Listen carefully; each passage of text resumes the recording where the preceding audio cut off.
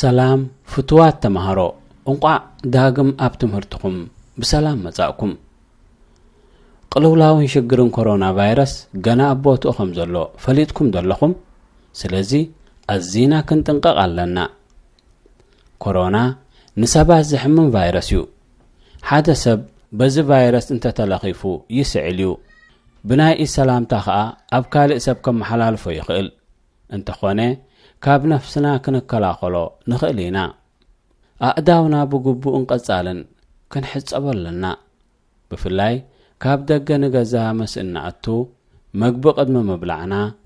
ዓይኒ ምድሪ ድሕሪ ምጥቃምናን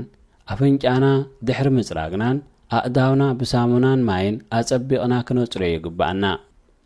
ክንስዕልን ክንህንጥስን እንከለና ኣብ ምናት ኢድና እንተስዒልናን እንተሃንጢስናን ነቲ ቫይረስ ካብ ምትሕልላፍ ክንከላኸሎ ንኽእል ንጣዓሞትኩም ወይ ቁርስኹም ንበይንኹም ጥራይ ብልዕዎ ምስ ካልኦት ሰባት ካብ ምክፋል ተቆጠቡ ምስ መማህርትኹም ወይ ዓርከ መሓዛኹም ክትራኸቡ ከለኹም ብማዕዶ ደኣ እምበር